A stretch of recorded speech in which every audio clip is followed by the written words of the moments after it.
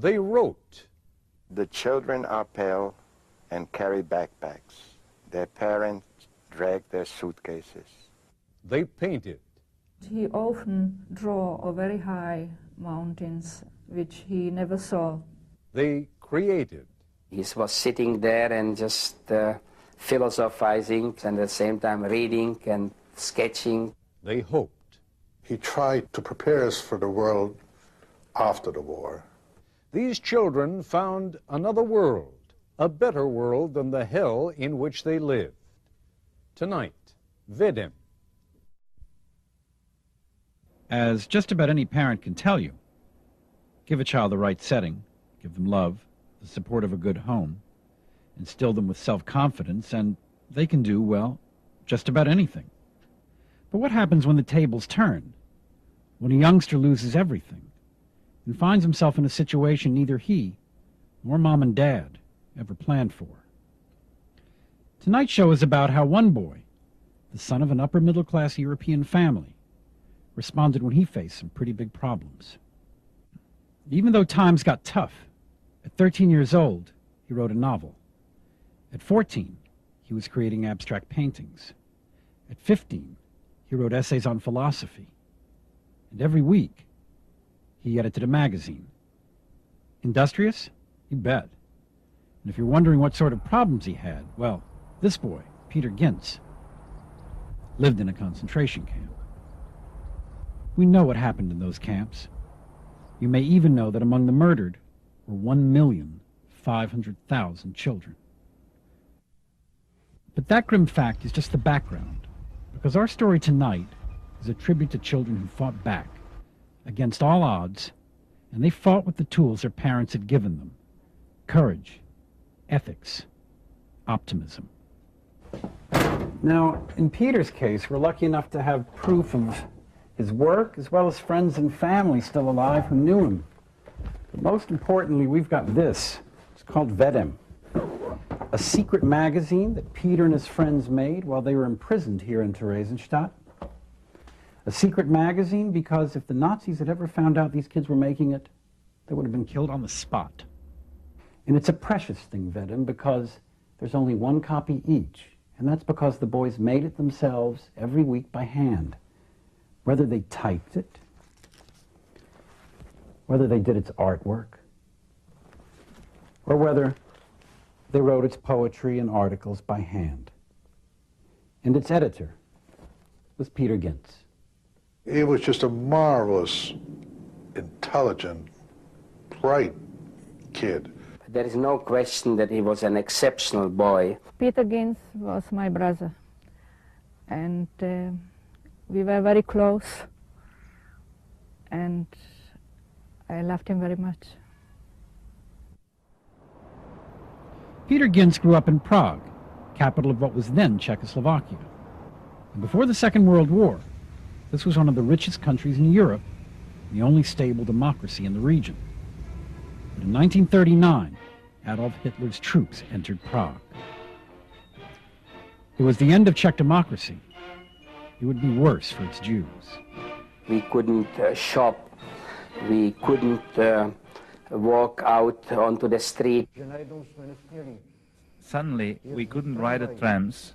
We couldn't go to the cinema. We saw no entry for Jews to the entrance of swimming pools, parks, forests. It was a terrible shock for us children. As a matter of fact, when I stood up in the class and the teacher said, "You cannot attend because you are Jewish," everybody looked at me, and I felt like out of place. I felt lower than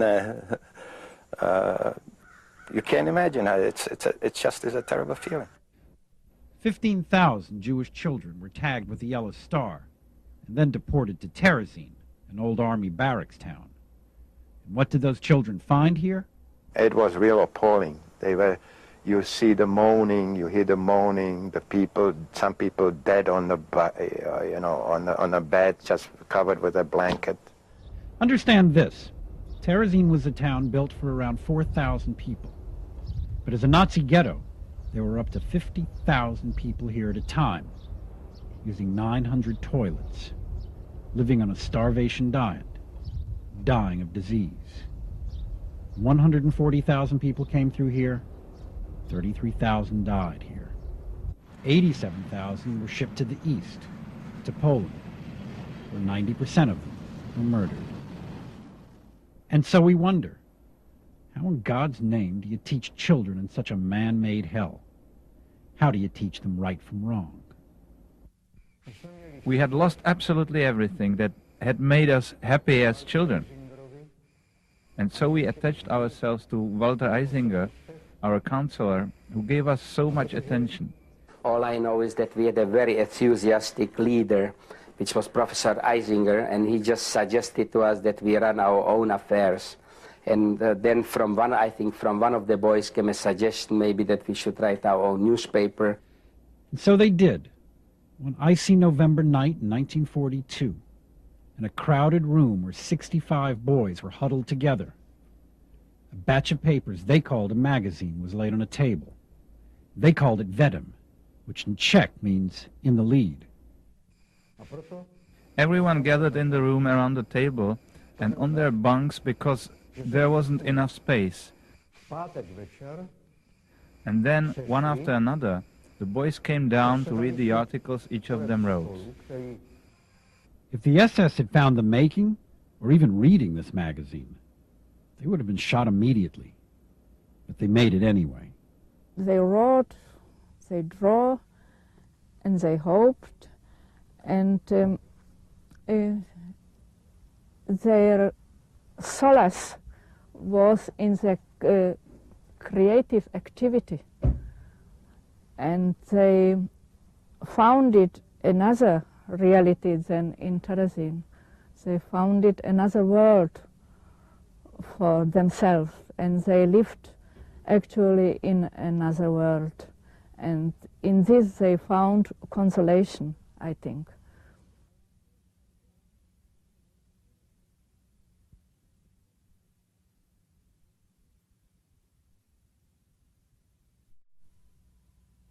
You should have been with us, Ralph.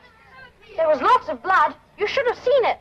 One of the most influential novels of the 1960s was William Golding's Lord of the Flies, built on the premise that if you left a group of boys alone, they would turn out just as awful, just as brutal. The bee!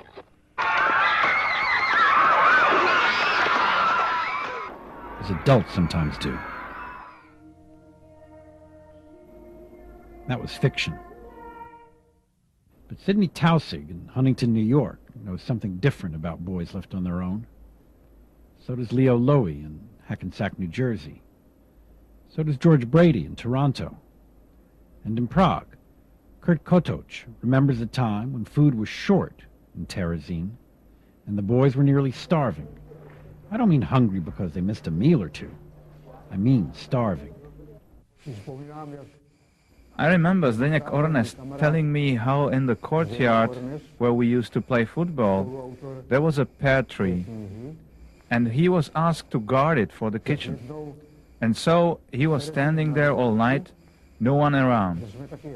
But he was so full of ideals that Walter Eisinger fed us that he didn't pick a single pear from that tree, out of honesty. Out of honesty. Out of a moral commitment in a world gone mad, where Peter and his friends had to make their own rules. Stealing was a problem, and only because we were running our own affairs, we found out that somebody was stealing, caught the guy, and then we made a jury and we were judging him, and it came out that he was supporting his young kid brother, and you just realize that it's not always easy to judge people. And one day, when their counselor Walter Eisinger got married, the boys knew what to do.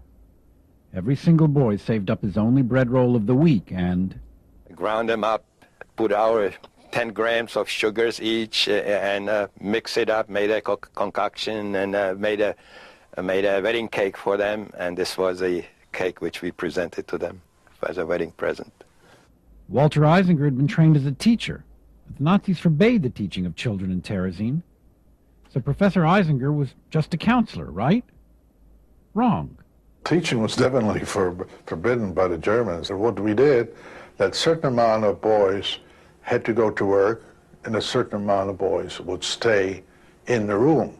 In front of every room where the classes were held, there has to be a guard watching for any unusual things that would happen, and that he would run up and notify everybody who's coming. So we had to change, throw the books underneath the blankets or wherever we could, and make so that we were cleaning or we were doing some other things, but nothing about teaching, because that would have certainly put the entire building in a transport right away. Week in, week out, the boys rode in Vedem, and Peter guided its path. Peter was really the moving person on Vedem. He would try to contact people and inspire them what they should be writing. Some people were involved outside the ghetto, working in the gardens, so he would tell them, well, write anything, just write. Prague, city where Peter was born, the city he very much wanted to return to. We still have the poem that he wrote. How long since I saw the sun fade behind Petchin Hill? With tearful eyes I gazed at you, Prague, enveloped in your evening shadows. How long since I heard the rush over the weir and the river? I have long since forgotten those hidden corners in the old town, those shady nooks and sleepy canals. How are they? You cannot be grieving for me as I do for them. For almost a year I have huddled in this awful hole. A few poor streets replace your priceless beauty. Like a beast, I'm imprisoned in a tiny cage. Prague, you fairy tale in stone. How well I remember. But Peter Ginz was not alone. Other boys also wrote, from their hearts and out of fear. Every day I have hunger for lunch, followed later by fear of the east of Poland. At sundown, I feast on the look I remember in my mother's eyes. And my last thought before drifting off to sleep is, what will be tomorrow? The boys wrote of gardens, history, humor. But 15-year-old Sidney Tausig snuck into the most forbidden place in all of Terezín, the crematorium. The corpse is led on a heavy iron trolley and pushed into the furnace. The cart empties its load and returns. The body consists of 75% of water, and when exposed to great heat, it begins to boil. When all the flesh has burned, the attendant pushes it to the central part of the furnace, where the bones continue to burn. When the bones have been reduced to ashes, the attendant pushes them to the lowest section, the grate. Below the grate is a hopper, where the remains are sifted and left to cool. Now at the crematorium, the bodies were burned and the ashes were put into boxes. Those boxes began to accumulate. By the time there were 25,000 boxes of human remains, the Germans panicked. One night in November 1944, they brought them all here. They threw them in the river. This is the Eger. The Eger flows into Germany.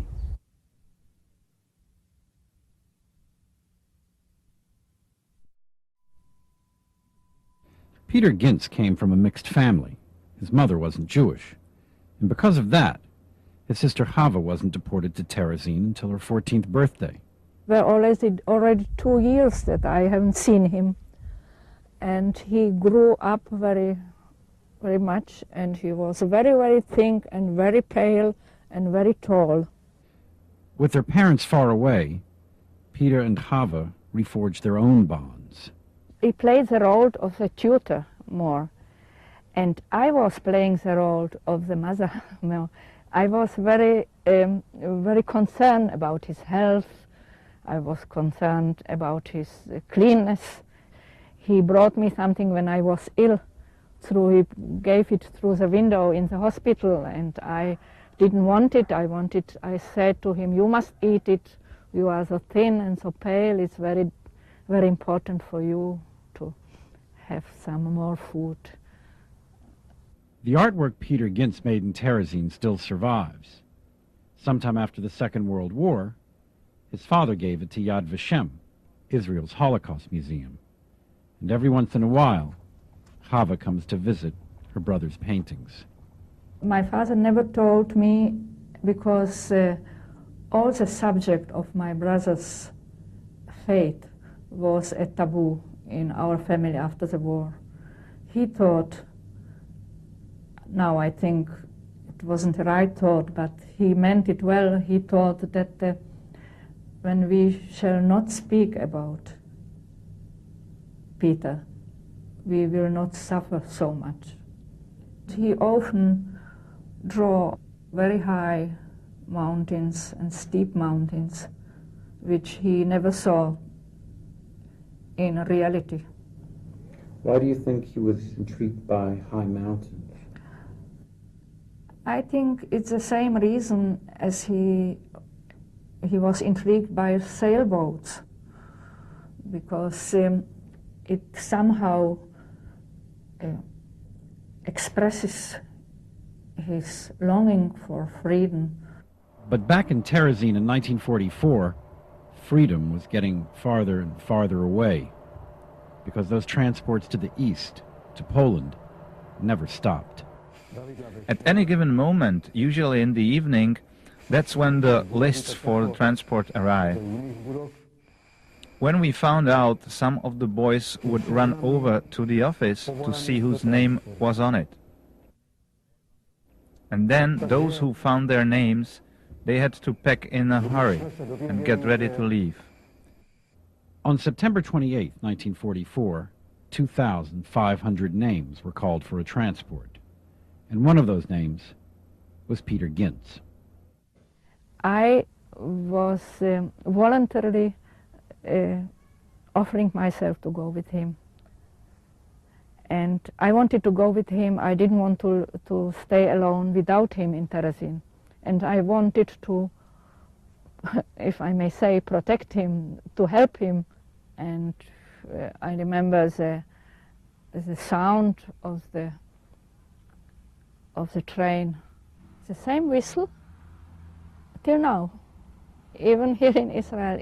Always when I hear this whistle, I remember the whistle from the train who went to Auschwitz from Terezín. Every boy in Peter's home was loaded onto a transport, and only one was pulled off. Sidney Tausig, whose father was Terezín's only blacksmith. My father was hoofing the SS man. His name was Ram's horse, black horse, and he told him that his son is in the transport, if he could take me out. And I went in front of him, and at that time I lied. I said, I'm working in the blacksmith also, and I'm helping my father. No one remained in the home Sidney shared with his friends. And before moving in with his father, he did one more thing. He buried all the copies of Vedem in a box, and he uncovered it after the war. Petr Ginz found out what it meant to be sent to the east, to Poland. It meant the Nazi death camp of Auschwitz-Birkenau, the gas chamber, and the crematorium. He arrived on Yom Kippur, the holiest day of the Jewish calendar, the day these words are said. Who shall live and who shall die? Who shall see ripe old age and who shall not? Who shall perish by fire and who by water? Who, dying, shall leave a legacy of life? This is Edward Serrata in Auschwitz-Birkenau for Nightline.